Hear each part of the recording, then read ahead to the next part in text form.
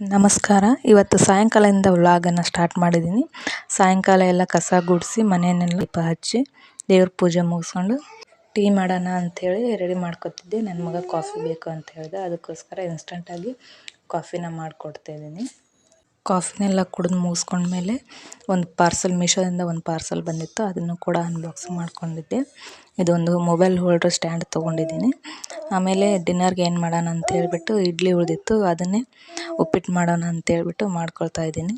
ಒಂದು ಬಾಣಲೆಗೆ 2ರಿಂದ 3 ಟೇಬಲ್ ಸ್ಪೂನಷ್ಟು ಎಣ್ಣೆ ಹಾಕ್ಕೊಂಡು ಜೀರಿಗೆ, ಸಾಸಿವೆ, ಕರಿಬೇವು, ಉದ್ದಿನಬೇಳೆ ಹಾಕಿ ನಂತರ ದೊಡ್ಡದಾದ ಈರುಳ್ಳಿ ಒಂದು ಕಟ್ ಮಾಡಿ ಹಾಕಿ ಅದಕ್ಕೆ ನಂತರ ಒಂದು ನಿಂಬೆಹಣ್ಣು ಹಾಕಿದ್ದೀನಿ. ಟೊಮೆಟೊ ಬೇಡ ಅಂತ ಹೇಳ್ಬಿಟ್ಟು, ಟೊಮೆಟೊ ಹಾಕಿದ್ರೆ ಚೆನ್ನಾಗಿರುತ್ತೆ, ಇದೊಂದು ರೀತಿ ಹುಳಿ ಹುಳಿಯಾಗಿ ಚೆನ್ನಾಗಿರಲಿ ಅಂತ ಹೇಳ್ಬಿಟ್ಟು ಮಾಡಿದೆ. ನಂತರ ಹಸಿಮೆಣ್ಸಿನ್ಕಾಯಿ ಚಟ್ನಿ ಇತ್ತು, ಅದನ್ನು ಕೂಡ ಹಾಕಿದೆ. ಅದಾದಮೇಲೆ ಈ ರೀತಿ ಇಡ್ಲಿನ ಪುಡಿ ಪುಡಿ ಮಾಡ್ಕೊಂಡು ಹಿಂಗೆ ಮಾಡಿದ್ದೆ. ತುಂಬಾ ರುಚಿಯಾಗಿತ್ತು. ಮುಂದಿನ ವಿಡಿಯೋದಲ್ಲಿ ಸಿಗೋಣ. ಬಾಯ್.